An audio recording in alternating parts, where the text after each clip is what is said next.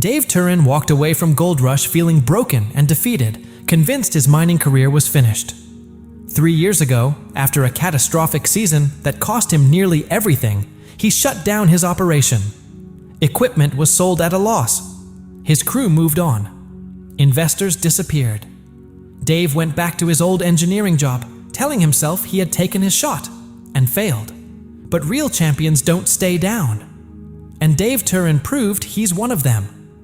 In a comeback that few people saw coming, Dave built a $110 million mining operation, one that didn't just erase the failures of his past, but secured his place as one of the most successful independent miners in Gold Rush history. This wasn't luck. It wasn't a fluke. It was the result of a man who studied every mistake, rebuilt himself from scratch, and returned smarter, tougher, and more determined than ever. The ground he's mining today? Other miners passed on it. They didn't believe in it. The investors who backed Dave took a huge gamble on someone coming off a very public failure. Dave rewarded that faith with results that stunned the entire Klondike.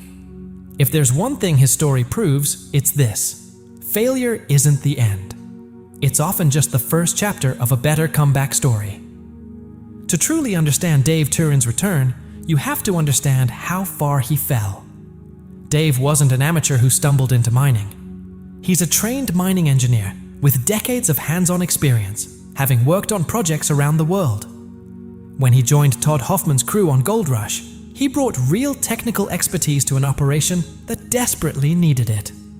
For years, Dave was the voice of reason. He understood geology. He knew how to read the ground. He made decisions based on science and strategy, not just hope and gut feeling. When Todd Hoffman's operation eventually collapsed under the weight of poor decisions, Dave had options. Other mining crews were interested in bringing him on board, but Dave didn't want to work for someone else anymore. He wanted to prove he could run his own operation, make his own calls, and succeed on his own terms. So he launched his own company, Turin Mining. He built a crew, secured ground, and stepped into the role of leader with high expectations and serious financial backing. The first season was challenging but promising. Equipment problems slowed them down, but they found enough gold to keep investors cautiously optimistic.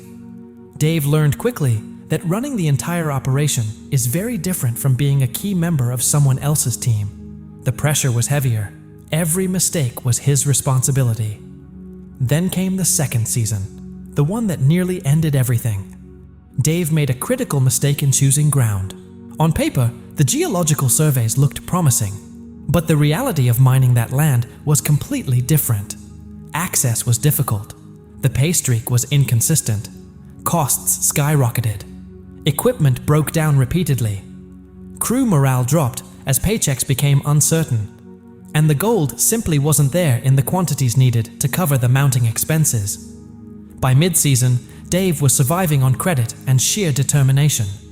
He pushed harder, longer hours, bigger risks, trying desperately to turn things around. But the harder he pushed, the worse things seemed to get. A major equipment failure shut them down for 2 full weeks. Bad weather added another week of lost production. And when they finally got back to work, gold recovery numbers were painfully low.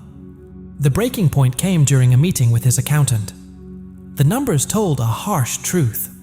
The operation wasn't just struggling, it was collapsing. That season ended with Dave shutting everything down. It was one of the hardest decisions of his life. He sold equipment at a loss. He let the crew go.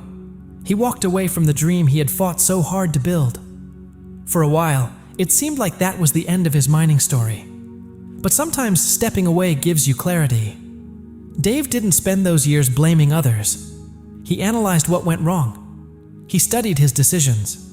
He rebuilt his strategy from the ground up. He strengthened his financial planning. He became more selective about ground, more disciplined with risk, more strategic with equipment and logistics. And when he returned different. The new operation was built on lessons learned the hard way. He secured better ground others had overlooked, but he believed in. He structured smarter deals. He controlled costs. He surrounded himself with a tighter, more focused team. This time, when challenges came, And they always do in mining, he was ready. The results spoke for themselves. Gold totals climbed. Efficiency improved. Investors saw returns. And the operation grew into a massive success, valued at $110 million. The same man who once thought his mining career was over had engineered one of the most impressive comebacks in gold rush history. Dave Turin's story isn't just about gold. It's about resilience. It's about humility. It's about learning from failure instead of being defined by it.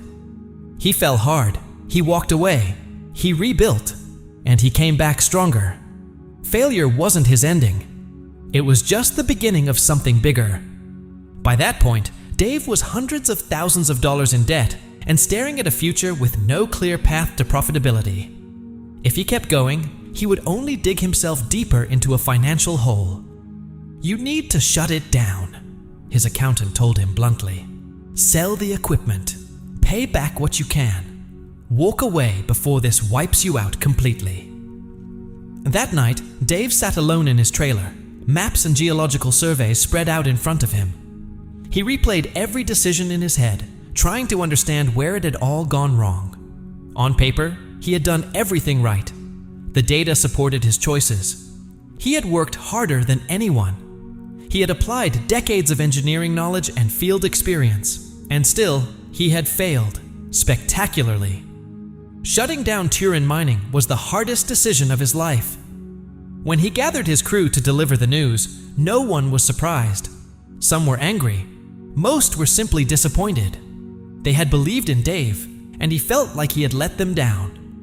The equipment was auctioned off for far less than it was worth. For months afterward, Dave dealt with creditors, negotiating payment plans and trying to salvage whatever he could from the wreckage of his dream. The mining community had mixed reactions. Some people were understanding. They knew how unforgiving the business could be. Others were less sympathetic. Dave had spoken confidently about his engineering expertise, only to crash harder than many inexperienced miners. Even Parker Schnabel, who had always respected Dave's knowledge, reached out and encouraged him. He told Dave he had too much skill to quit, that this was a setback, not the end. But Dave wasn't ready to hear that. He took a job with a civil engineering firm and returned to the steady paycheck and predictable routine he had left behind to chase gold. He told his wife he was done with mining, done with the stress, the uncertainty, and the crushing weight of failure. For 2 years, Dave lived what most people would call a normal life. He worked his engineering job. He spent time with his family. He tried to put the Klondike behind him and forget about the dream that had cost him so much. But anyone who's been bitten by the gold bug knows it doesn't let go easily. Dave found himself watching mining shows, studying other miner strategies, mentally critiquing their decisions. He would drive past equipment yards and feel an unexplainable pull. The desire never really left. Slowly, and sometimes painfully, he began to realize something important. He wasn't finished. Failure had taught him lessons that success never could have. He now understood what he had done wrong, not just from a technical standpoint, but strategically, financially, and operationally. He could see the blind spots. He could see the mistakes. The real question wasn't whether he knew more. It was whether he had the courage to try again.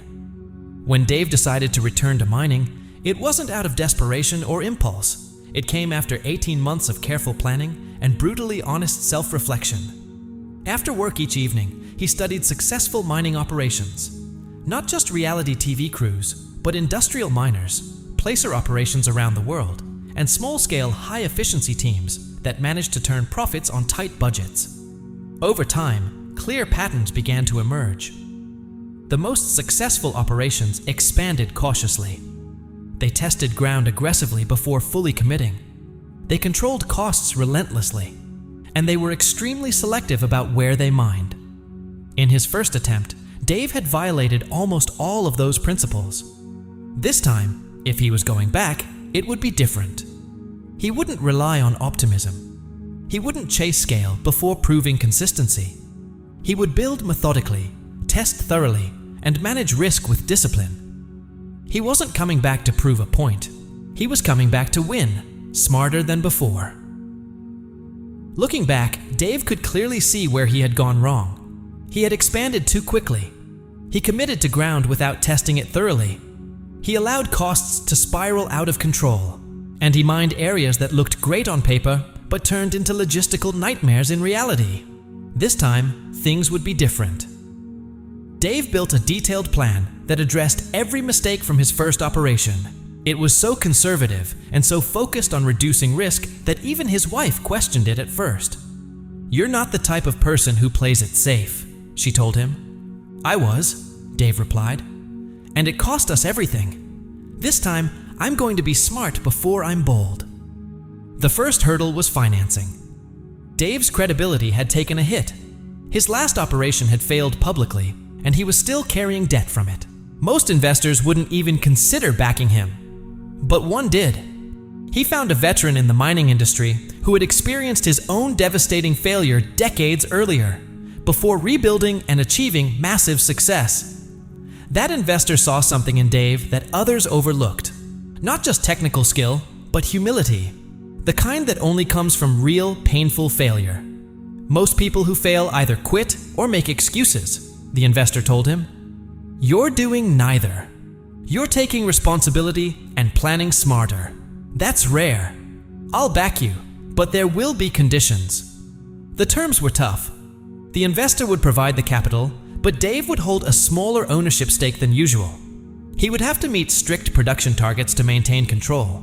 And if the operation started to slide, the investor could shut it down immediately. Dave agreed without hesitation. He didn't need majority ownership. He needed another chance. The second major challenge was selecting the right ground. This time, Dave refused to rush. He spent 6 full months evaluating potential claims. He applied every lesson he had learned the hard way. He studied dozens of properties, conducted extensive testing, and walked away from most of them, even some that showed promising results. At one point, his geologist questioned why he rejected a claim with strong test numbers. "What's wrong with this one?" the geologist asked. "Access," Dave explained. "Look at the logistics of getting equipment in and out. We'd burn half our budget on transportation before we even move the first bucket of dirt." In the end, the claim Dave chose wasn't the richest he had seen, but it was the most practical. It had reliable access, proven gold, stable ground conditions, and most importantly, a cost structure that allowed for profit, even using conservative gold recovery estimates. The third challenge was building the right team. Dave couldn't afford a large crew, so he started small. Just 3 people, himself and 2 trusted operators who had worked with him before and still believed in his comeback. "We're starting small," Dave told them. "We prove the ground works. We establish steady cash flow. Then we grow, carefully. No glory plays, no huge risks, just solid, profitable mining." The crew was fully on board. They had seen firsthand what happens when mining operations overreach.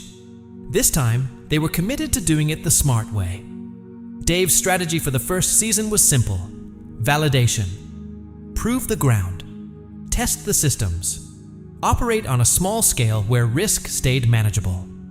If everything performed as expected, year 2 would bring measured expansion. Year 3, if the gold continued to hold, would be the time to scale up to serious production. It was the opposite of how many gold rush operations approach mining. But Dave wasn't the same miner anymore. He was someone who had failed, learned, and grown.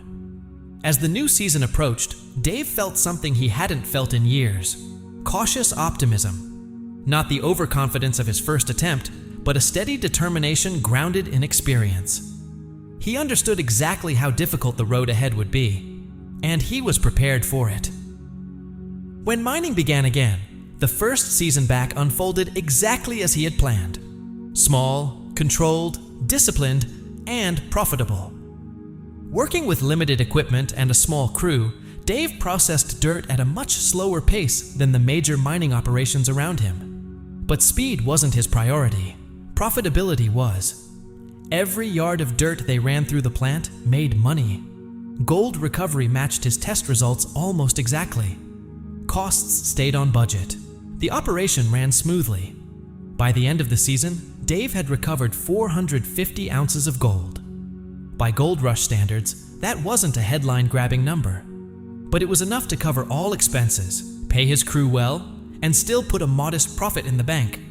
More importantly, he had proven that his system worked. His investor was impressed. "You hit every target," he told Dave.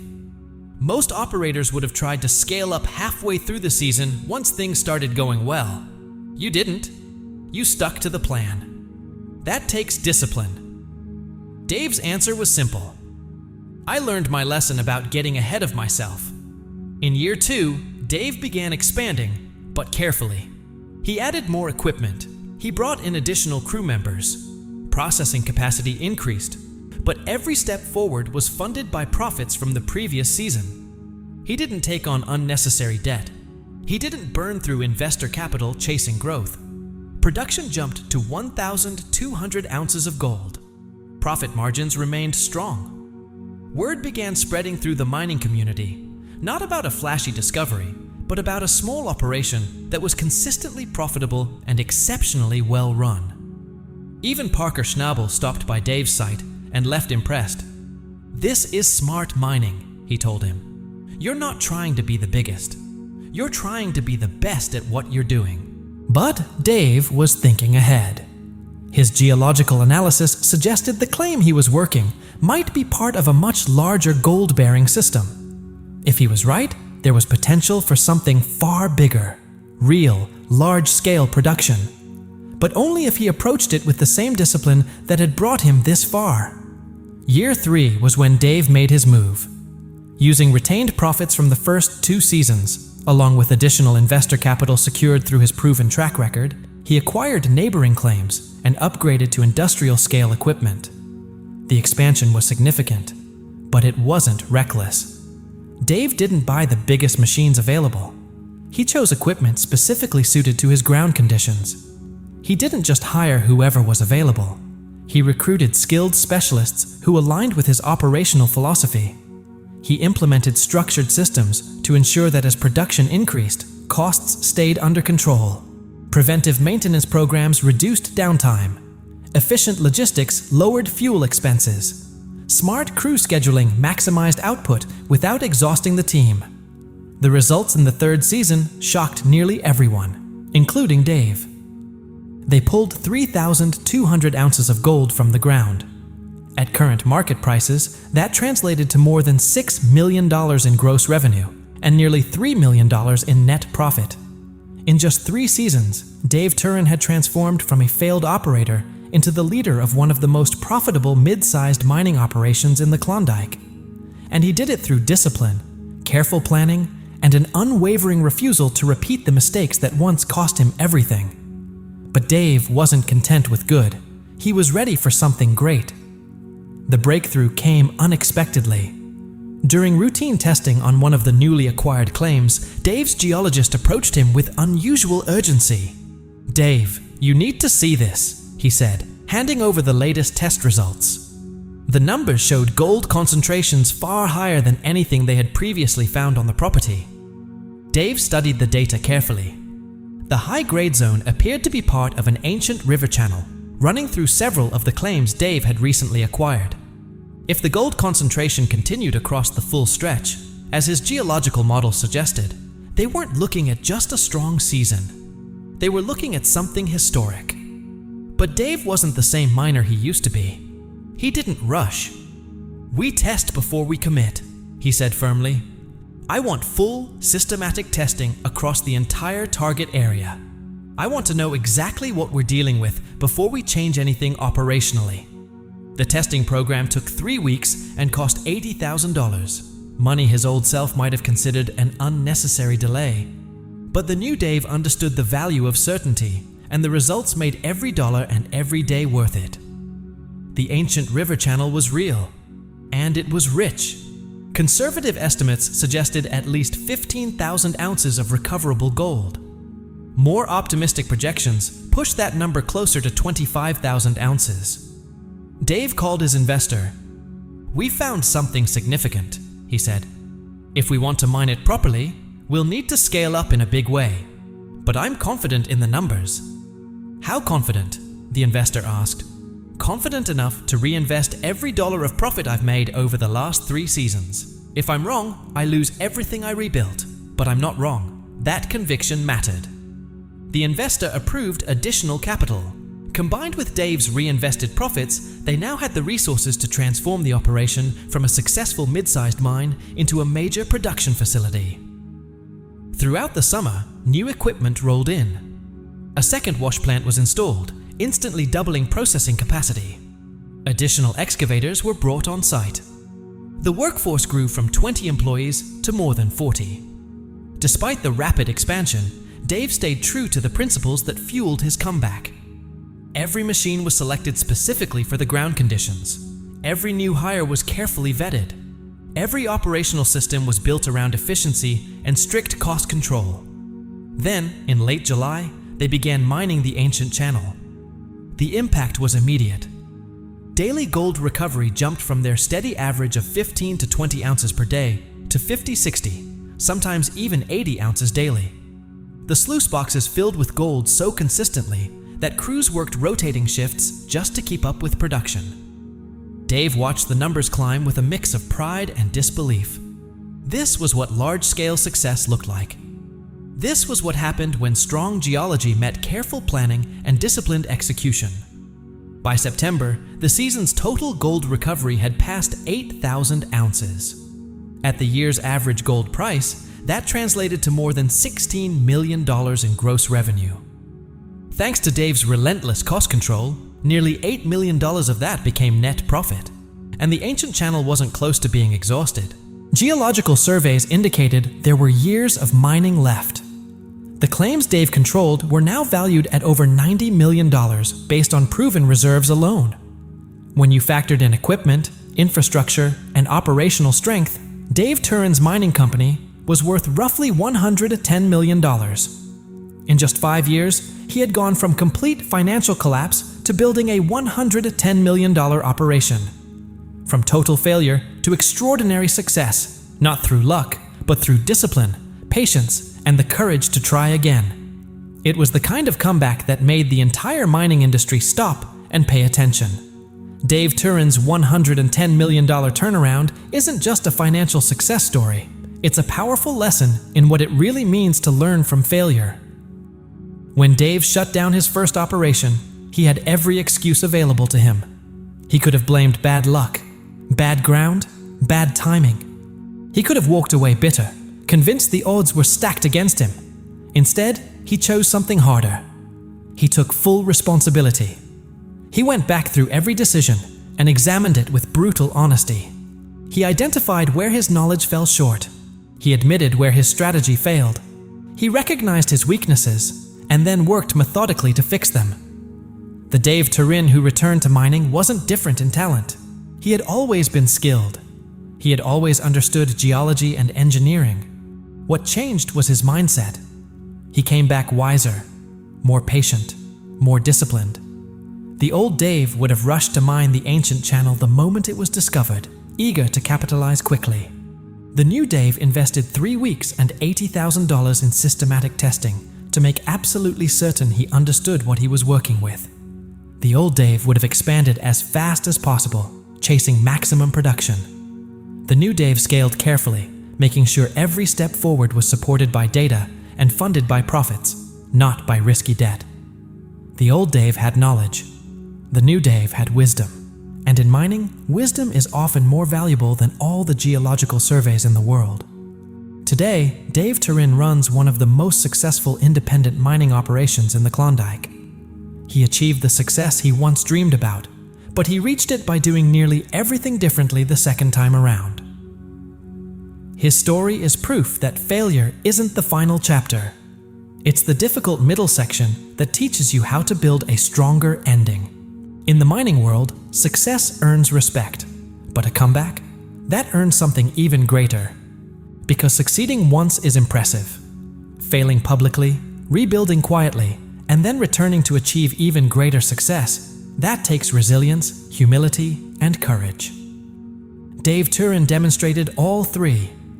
His $110 million comeback stands as proof that the most powerful stories aren't about people who never fall. They're about people who fall hard, learn deeply, and rise stronger than anyone thought possible.